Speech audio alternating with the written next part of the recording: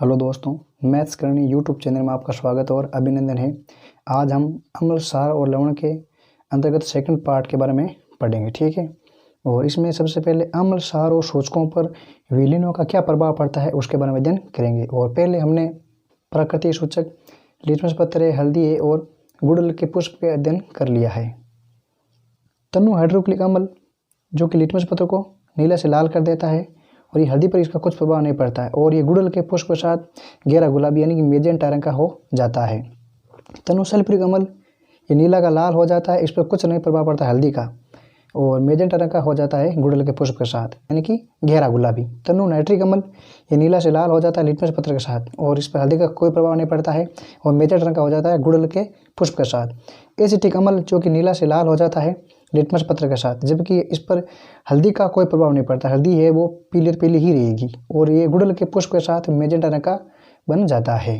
Sodium hydroxide एक प्रकार का ये क्षार है जो कि लाल है वो से नीला हो जाता है और ये हल्दी पर इसका प्रभाव हो जाता है लाल और ये मेजेंटा रंग का हो जाता है गुड़हल पुष्प के साथ।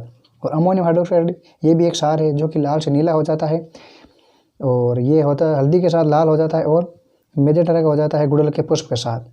और कैल्शियम हाइड्रोक्साइड जो कि लिटमस पत्र के साथ लाल से नीला कर देता है, लिटमस पत्र को लाल से नीला कर देता है और हल्दी के साथ इसका रंग हो जाता है लाल और ये गुड़हल के पुष्प के साथ हो जाता है हरा रंग का, ठीक है। तो इस प्रकार हमने अम्ल, क्षार और सूचकों का विलीन पर प्रभाव की सरणी का अध्ययन किया है।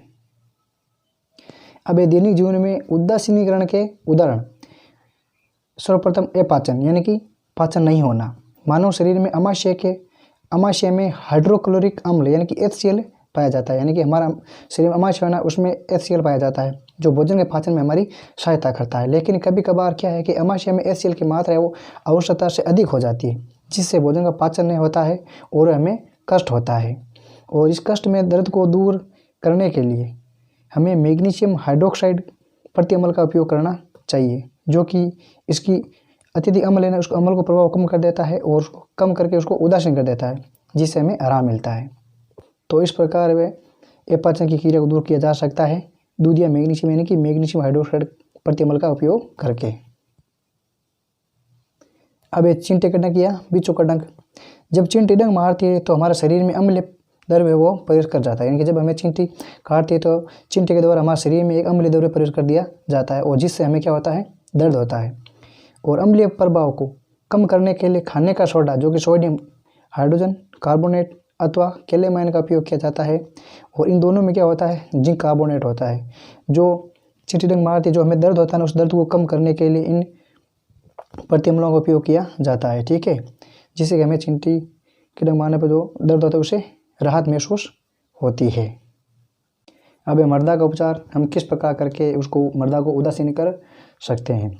मर्दा में रासायनिक उर्वरकों का अत्यधिक उपयोग करने से वे अम्लीय हो जाती है। क्या हो जाती है? वे अम्लीय हो जाती है। कैसे कि रासायनिक उर्वरक यानी कि जो रासायनिक मतलब अभिक्रियाओं द्वारा जो बड़े बड़े कारखानों में जो खाद बनी जाती है ना वो मर्दा को क्या कर देती है अम्लीय कर देती है जिसका बहुत ज़्यादा उपयोग करने से। यदि मर्दा अत्यधिक अम्लीय अथवा क्षारीय हो जाती है तो पौधों की वृद्धि है वो अच्छी तरह से नहीं हो पाती है। मर्दा में अम्लता के प्रभाव को कम करने के लिए किसानों द्वारा बिना बोझा हुआ चूना यानी कि कैल्शियम ऑक्साइड तथा बुझा हुआ चूना कैल्शियम हाइड्रोक्साइड जिससे क्षारकों का उपयोग किया जाता है और अम्लता प्रभाव को कम कर दिया जाता है। मर्दा से क्षारीयता को कम करने के लिए जैव पदार्थ यानी कि कंपोस्ट खाद जो कि पशुओं के गोबर से बनाई जाती है वो उनका उपयोग करके मर्दा को उदासीन कर देते हैं। जिस अब है कारखानों का अपशिष्ट पदार्थ यानी कि कारखाने या बड़े बड़े उद्योग है ना वो मतलब बहुत सारे अपशिष्ट पदार्थों का उत्सर्जन करते हैं, बाहर फेंकते हैं या बाहर डालते हैं और ये सीधे ही वो बाहर डालते हैं जो कि सीधे नदियों या झीलों तालाबों में चले जाते हैं जो कि मतलब उस पानी को बहुत ज़्यादा दुष्प्रभाव कर देते हैं और उसमें रहने वाले जीवों के लिए बहुत ज़्यादा हानिकारक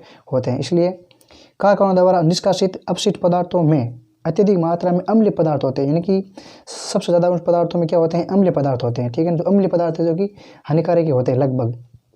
जब ये अपशिष्ट पदार्थ तालाबों झीलों नदियों में जाते हैं तो उसमें रहने वाले जीवों को हानि भी होती है और जो जल में उगने वाले पेड़ पौधे भी है मतलब छोटे छोटे पौधे हैं ना उनको भी बहुत ज़्यादा हानि होती है, वो वृद्धि नहीं कर पाते अंदर ही मर जाते हैं। इसलिए अपशिष्ट पदार्थों में से अम्लीयता को कम करने के लिए उसमें सारे पदार्थ मिलाकर उदासीन किया जाता है। इसलिए अपशिष्ट पदार्थों में से अम्लीयता को कम करने के लिए उसमें क्षारीयता पदार्थ मिला करके उसको उदासीन किया जाता है। किसको? जो कारखानों से निकलता है ना अपशिष्ट पदार्थ, उस अपशिष्ट पदार्थ में क्षारीय पदार्थ मिला करके उसको उदासीन किया जाता है, जिससे जल में रहने वाले जीवों को किसी भी प्रकार की हानि नहीं होती है और वे अपनी अच्छी तरह से जीवन यापन कर सकते हैं और उसमें उगने वाले अंदर पेड़ पौधे उसको नुकसान नहीं पहुंचता है। अब है अम्लीय वर्षा, यानी कि अम्लीय वर्षा नाम से इस प्रकार होता है कि भी अम्लीय वर्षा होती है, उसमें बहुत ज़्यादा क्या होता है, अम्लीय पदार्थ होते हैं जो कि बहुत ज़्यादा हानिकारक होते हैं। देखो कि नाम से विदित या स्पष्ट है कि वर्षा के जल में अम्ल की अत्यधिक मात्रा वो अम्लीय वर्षा कहलाती है। यानी कि वर्षा का जल होता है उसमें अम्ल की मात्रा बहुत ज़्यादा घुल जाने पर ये वर्षा का जल है वो बहुत ज़्यादा क्या हो जाता है, दूषित हो जाता है। जब भी वर्षा का जल वायु में उपस्थित हानिकारक या प्रदूषक गैस है ना उसके साथ क्रिया करता है तो अम्ल का निर्माण होता है। किसका निर्माण होता है, अम्ल का निर्माण होता है, जो भवनों है, इमारतों हैं, पौधों हैं और जंतुओं को नुकसान पहुंचाते हैं। ये अम्लीय वर्षा, ये वर्षा का जल है वो कौन कौन सी वायु प्रदूषक गैसों या हानिकारक प्रदूषक गैसों के साथ क्रिया करता है। एक तो है कार्बन डाइऑक्साइड, दूसरी है सल्फर डाइऑक्साइड तथा नाइट्रोजन डाइऑक्साइड। इनके साथ अब क्या करके ये अम्लीय पदार्थों का निर्माण कर देता है। और ये अम्लीय पदार्थ ये हैं कार्बोनिक अम्ल जो कि अम्लीय पदार्थ है, इसका सूत्र होता है H2CO3। एक सल्फ्यूरिक अम्ल है, इसका भी सूत्र होता है H2SO4। और एक होता है नाइट्रिक अम्ल, ये भी होता है HNO3। यानी कि ये अम्लीय पदार्थ है, इनका निर्माण है वो कर देती है वर्षा का जल, और जो कि हानिकारक होता है बहुत ही, जो भवनों है, इमारतों और पौधों और जंतुओं को ज़्यादा नुकसान पहुंचाता है। तो इस प्रकार हमने अम्ल, सार और लवण के बारे में अध्ययन किया, ठीक है ना। अम्ल क्या होते हैं और सार के बारे में अध्ययन किया था, ठीक है। और इसमें प्राकृतिक सूचक कौन कौन से होते हैं और ये किन के अम्ल के साथ अभिक्रिया करने पर और लिटमस पत्र के साथ अभिक्रिया करने पर ये इनका मतलब रंग कौन सा हो जाता है, किस प्रकार से हो जाता है, और उदासीनों का क्या क्या उपयोग है, अपचन का है और अम्लीय वर्षा है इसके अंतर्गत। यदि आपको ये कंटेंट अच्छा लगता है तो आप इस चैनल को प्लीज़ सब्सक्राइब कर लीजिए। और अब हम मिलेंगे अगले कंटेंट के साथ, तब तक के लिए ओके, थैंक यू, धन्यवाद, थैंक्स फॉर वॉचिंग।